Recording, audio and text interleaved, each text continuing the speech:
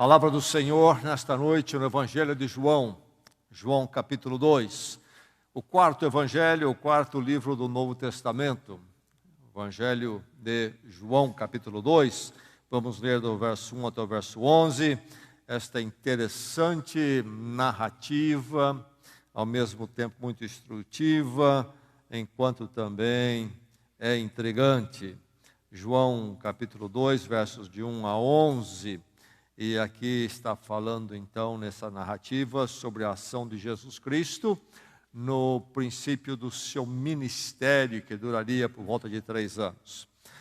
E vamos então receber neste momento a palavra de Deus com atenção e coração aberto. João capítulo 2, versos 1 a 11.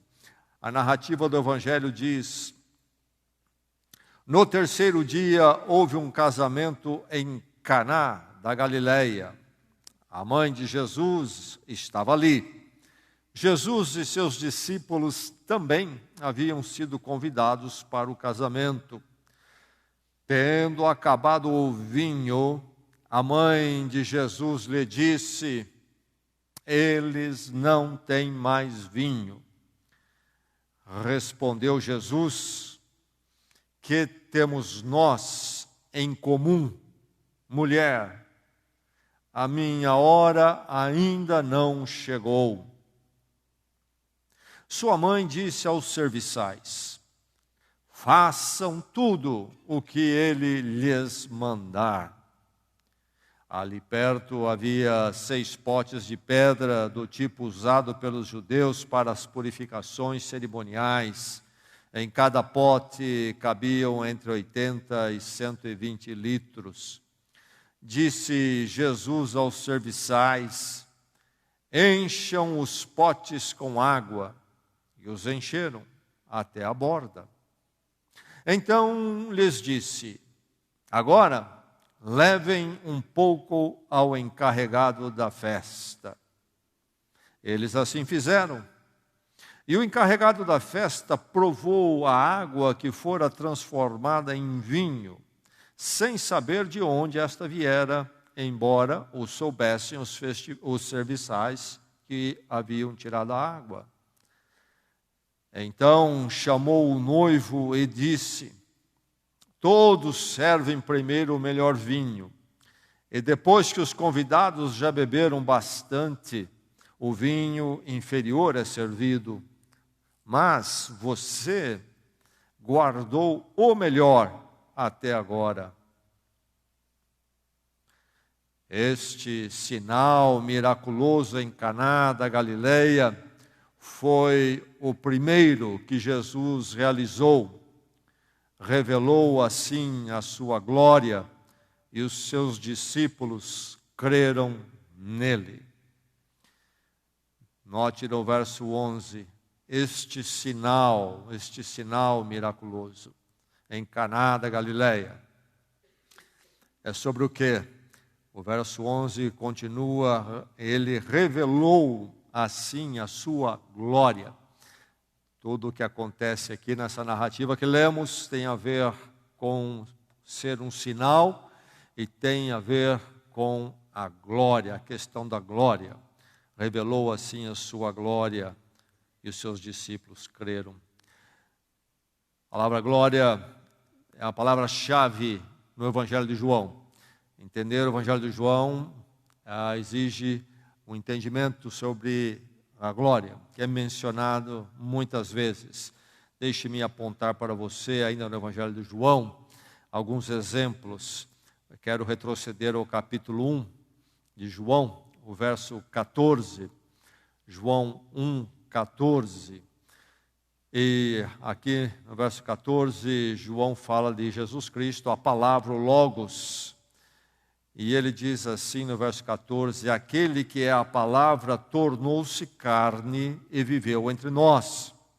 Vimos a sua glória, glória como do unigênito vindo do Pai, cheio de graça e verdade. Então, João diz que ele e outros são testemunhas oculares da glória do Senhor. Vimos a sua glória. Não ouvimos de terceiro, não ouvimos contar, nós, os apóstolos, vimos com os nossos próprios olhos. Vimos o quê? A sua glória, glória como do unigênito vindo do Pai. Vamos pular mais à frente, João 8, 52, um texto crucial no Evangelho de João. Este trecho, João 8, 52, vamos até 59. Aqui, agora, Jesus já tem um embate com os fariseus que questionavam quem ele era e o ministério dele. E a narrativa diz no verso 52, diante disso os judeus exclamaram, agora sabemos que você está endemoniado. Abraão morreu bem como os profetas, mas você diz que se alguém obedecer a sua palavra, nunca experimentará a morte. Você é maior do que nosso pai Abraão? Ele morreu, bem como os profetas. Quem você pensa que é? Respondeu Jesus, se glorifico a mim mesmo, a minha glória nada significa. Meu Pai, que vocês dizem ser o seu Deus, é quem me glorifica. Vocês não o conhecem, mas eu o conheço. Se eu dissesse que não o conheço, seria mentiroso como vocês, mas eu de fato o conheço e obedeço a sua palavra. Abraão, pai de vocês, regozijou-se porque veria o meu dia. E ele ouviu e alegrou-se. Disseram-lhe os judeus, você ainda não tem 50 anos e viu Abraão? Respondeu Jesus, eu lhes afirmo que antes de Abraão nascer, eu sou. Então eles apanharam pedras para apedrejá-lo, mas Jesus escondeu-se e saiu do templo. Há muito aqui sobre a glória. Surge o personagem Abraão. Abraão, 2000 anos antes de Cristo. É muito tempo atrás. Por isso que os judeus o questionam. Mas, no verso 54, Jesus vai dizer, meu Pai é quem me glorifica. É quem me glorifica. E no verso 58 ele faz uma afirmativa tremenda, porque ele diz, eu sou. E aqui, isso se refere ao nome de Deus, Yahvé. Por isso é que pegam pedras para apedrejá-lo. É uma blasfêmia, você dizer que você é, eu sou. E por último, um texto em João 17. Agora, já bem à frente, Jesus orando pelos seus discípulos, pela igreja, e já antevendo o momento da cruz em pouco tempo, algumas horas. Nesta oração, a oração sacerdotal de Jesus Cristo, que ocupa o capítulo 17 inteiro, quero ler apenas alguns versos do 1 a 5. Jesus orando diz o texto assim, Pai, chegou a hora, glorifica o teu Filho, para que o teu Filho te glorifique, pois lhe deste autoridade sobre toda a humanidade, para que conceda a vida eterna a todos os que lhe deste. Esta é a vida eterna, que te conheçam, o único Deus verdadeiro, e a Jesus Cristo a quem enviaste. Eu te glorifiquei na terra, completando a obra que me deste para fazer. E agora, Pai, glorifica-me junto a ti, com a glória que eu tinha contigo, antes que o mundo existisse.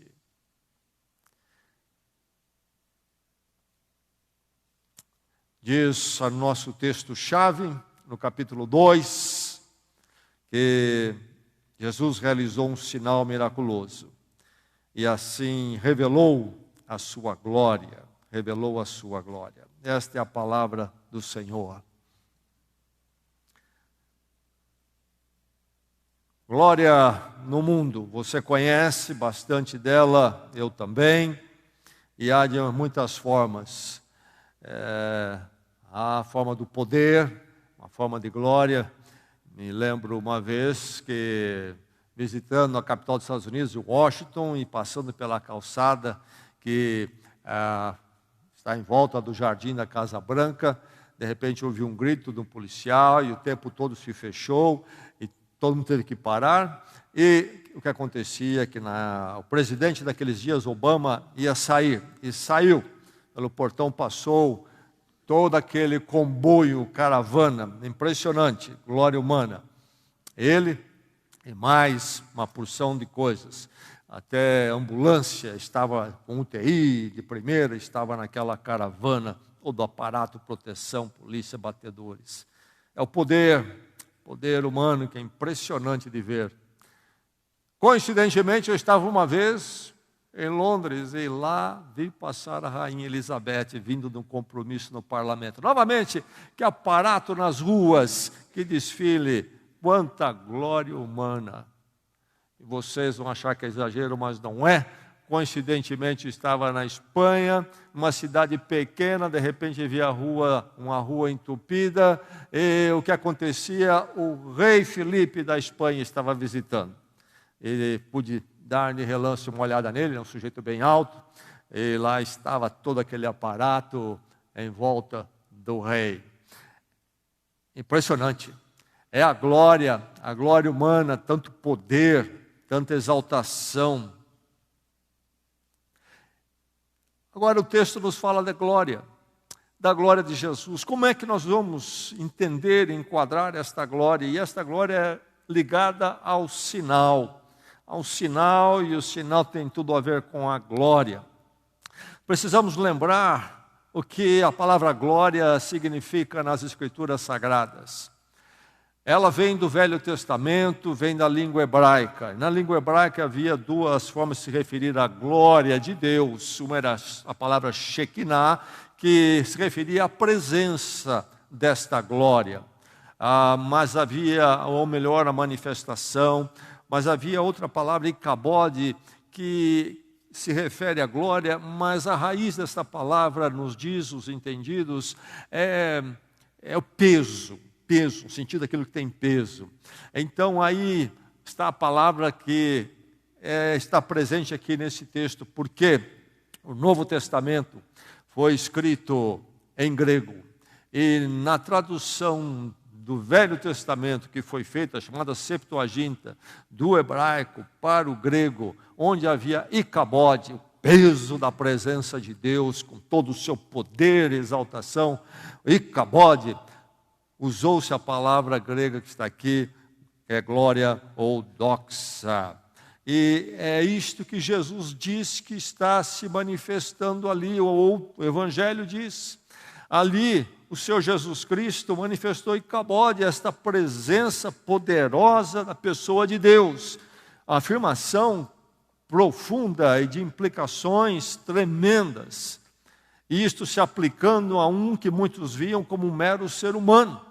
Como fazer isso? É possível isto?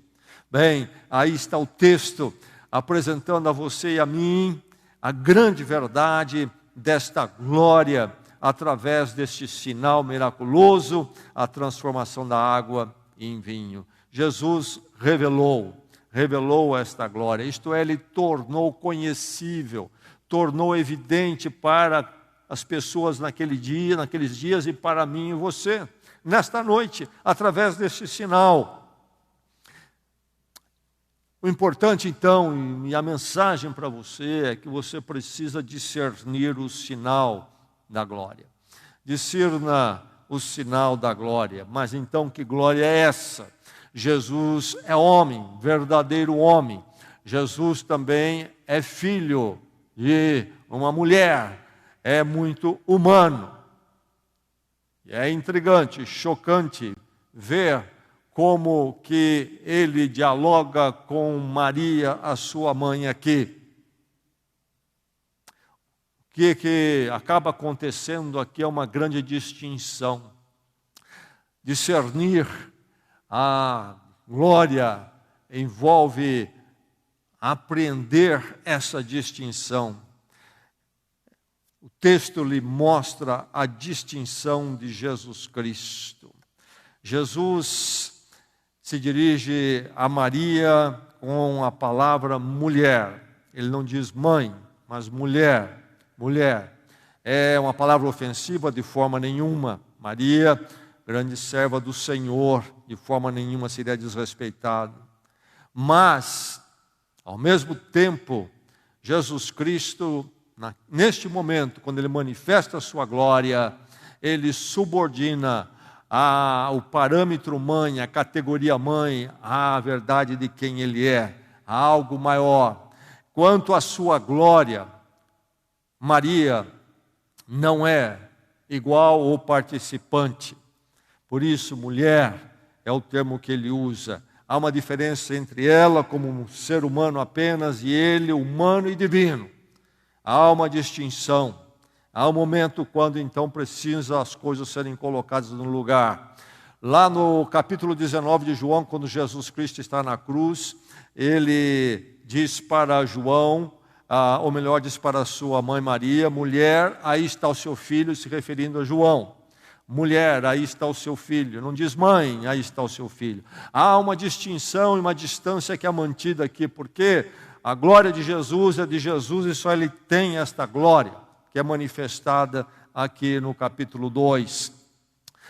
Nós temos as narrativas, são poucas, de Jesus tendo encontro com sua família, irmãos e a sua mãe. Uma delas é em Marcos capítulo 3, verso 33. É interessante, porque Jesus Cristo está numa casa cheia de gente, e de repente, aquele alvoroço ali dentro, chega alguém e diz, olha, sua mãe, seus irmãos estão aí te procurando aí fora. E Jesus diz, quem são os meus irmãos? Quem é minha mãe? E ele diz, são aqueles que fazem a vontade de Deus. Esta distinção é necessária e verdadeira quando Jesus Cristo manifesta a sua glória. O que ele veio e quem ele é.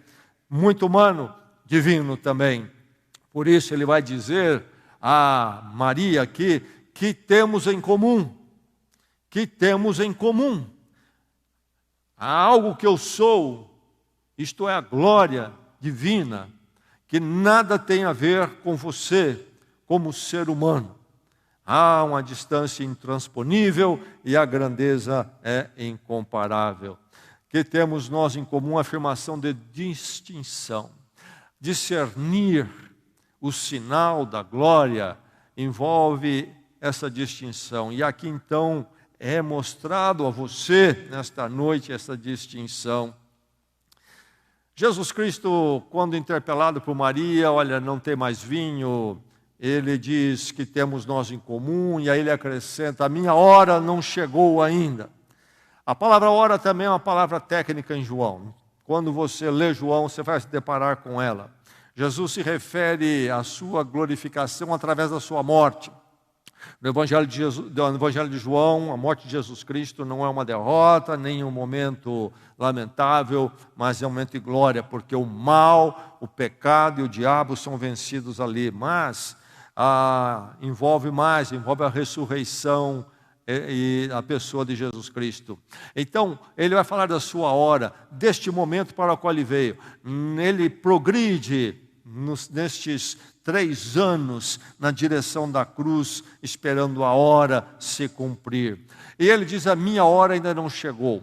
Quando nós então prestamos atenção no fato de que essa palavra hora é uma palavra teológica, dentro do plano de Deus, nós vemos a distinção aqui de Jesus Cristo. É a minha hora. A minha hora. Isto é o plano divino para a minha vida. Não chegou ainda. Não apresse. Não pense à frente. É algo que somente Deus sabe e conduz. É a vontade e plano de Deus. É a cruz que há de vir e depois a ressurreição. Essa distinção fica clara quando Maria diz para as pessoas, os serviçais, façam tudo o que ele lhes disser. Ele é autoridade, ele é então quem vocês devem ouvir e atender. Discernindo então o sinal da glória, a distinção, manter Jesus Cristo muito distinto. Não há ser humano que se iguale mesmo a Ele mesmo na maior das glórias humanas, do poder, etc. Agora, qual seria a reação diante da glória distinta de Jesus Cristo? No seu coração, como é que é? Será que há uma apreciação como ela é, há um discernimento, ou há rejeição, desprezo, desconsideração? Qual é a reação devida? Submissão. O texto convida-o à submissão à glória de Jesus Cristo. Quando você discerne na narrativa a glória do Senhor Jesus Cristo, você é levado à submissão. Há muita submissão aqui, sim. Maria diz: façam tudo o que Ele lhes disser. Jesus Cristo diz aos serviçais: encham. E eles encheram. Submissão. Jesus diz a eles: agora levem ao coordenador da festa. E eles levam. Vemos esta pessoa de Jesus Cristo assumindo a autoridade toda aqui no ambiente. Jesus diz em Mateus e diz em João: toda autoridade me foi dada no céu e na terra. Quando você lê esse texto e você discerne o sinal da glória, você é levado à submissão. Um texto que convida-o à submissão. O que é submissão? É entregar-se a Ele. Se Ele é realmente esse distinto e glorioso, a única coisa que eu posso fazer é me entregar a Ele. Este é o sentido do termo confiar nos Evangelhos, no Novo Testamento. Confiar não é simplesmente afirmar que Ele existe. Confiar não é simplesmente pensar: olha, Ele é aí um talismã para mim, quando a coisa estiver feia, eu lembro dele. Confiar é você entregar toda a sua vida e dependência a Ele, realmente obedecê-lo em submissão, fazer como Ele manda, viver como Ele quer, reconhecer que a glória é dele, só Ele pode conduzir a sua vida. Então, a submissão é algo que chega à sua vida quando você discerne ao sinal da glória. Mas a maravilha, hein? Não é só que Ele é distinto. A questão não é apenas submissão. A maravilha é que o texto é sobre transformação. A glória do Senhor Jesus Cristo, quando discernida, possibilita a transformação na sua vida, na vida de qualquer um. Não é verdade? Quantos aqui poderão ou podem testemunhar de como já foram transformados? Sinal miraculoso. O Evangelho de João, quando se refere a atos sobrenaturais de Jesus Cristo, não fala milagre, fala sempre em sinal. Os atos sobrenaturais de Jesus Cristo eram apenas indicações, eles não eram um fim em si mesmos, e nem Jesus veio para fazer aquilo tudo repetidamente toda hora. Eram pontos indicativos, placas que mostram a direção. E por isso é que, ao narrar essa transformação de água em vinho, é dito: Jesus realizou esse sinal miraculoso e revelou a sua glória. A transformação de água em vinho é exatamente um sinal da glória de Jesus Cristo manifestado entre nós e por nós. Transformadora. Transforma água em vinho. Esse texto chama atenção. Por que no casamento? Por que água e vinho? Por que na pequenina Caná? Transforma água em vinho. Transformação é ilustração, é um sinal do poder recriador. Lembre-se que Deus é o Criador, e nós lemos o texto de João, dizendo que Jesus Cristo é Deus Criador. E então Ele que criou, é aquele que recria o que foi estragado e perdido, isto é, o coração humano. Água transformada em vinho nos aponta para esse poder recriador. Ali interfere na natureza que um dia ele trouxe a existir. Tal é o poder dele. Transforma toda aquela composição. De água surge o vinho, para ilustrar que ele pode transformar a vida de qualquer ser humano. Ele é criador, ele é soberano. O sinal revela a sua glória, poder e a glória que pode transformar e da transformação urgentemente necessária em cada vida humana. Jesus Cristo é este poder recriador. Agora, por que o vinho? O vinho, as Escrituras têm simbolismos cruciais. Os profetas, quando falavam da era messiânica, falavam de uma época quando o vinho haveria de fluir. Então o vinho tem tudo a ver com Jesus Cristo como Messias. Mas o vinho aparece nos evangelhos, na ceia do Senhor. O cálice, este é meu sangue. O fruto da videira é o meu sangue vertido por vocês. É a morte. Então, neste ato, lá em Caná da Galileia, Jesus Cristo mostra a sua glória, e a sua glória particularmente na cruz. Na cruz, transformação que vem da cruz e somente na cruz de Jesus Cristo. Discernir o sinal da glória é ser transformado. Distinguir quem Jesus Cristo é, único, separado de toda a condição humana, submetendo-se a Ele e experimentando transformação. O ser humano precisa de transformação? Certamente que sim. Tal é o estado do ser humano que, se não houver transformação, é perdição final. Destruição toma conta da vida humana, caminhos malignos. Somente Cristo, o glorioso, pode transformar, porque Ele buscou a glória, inclusive, da cruz, onde Ele venceu o poder do pecado, do diabo, que detona toda a vida humana.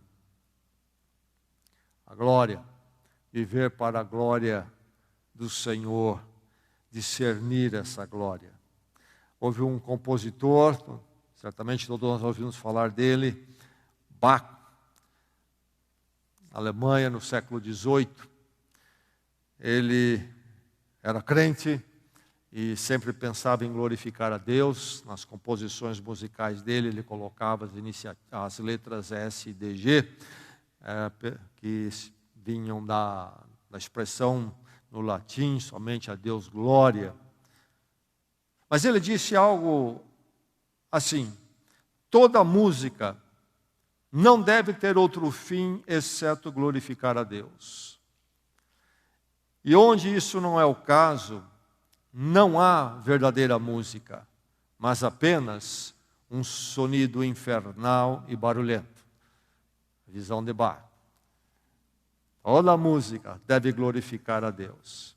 Certamente há um espaço para um debate aqui, onde vamos, o que isso quer dizer exatamente. Mas o fato é que se toda música deve glorificar a Deus, muito mais deve a vida humana viver para a glória de Deus manifestada em Jesus Cristo. Vida cristã é viver para a glória de Deus em Cristo, em tudo que somos e fazemos. Discernir o sinal da glória. Louvado seja Deus por todos aqueles que nesta noite podem dizer: eu já discerni. Eu sei exatamente quão distinto Jesus Cristo é. E eu já me submeti e já fui transformado.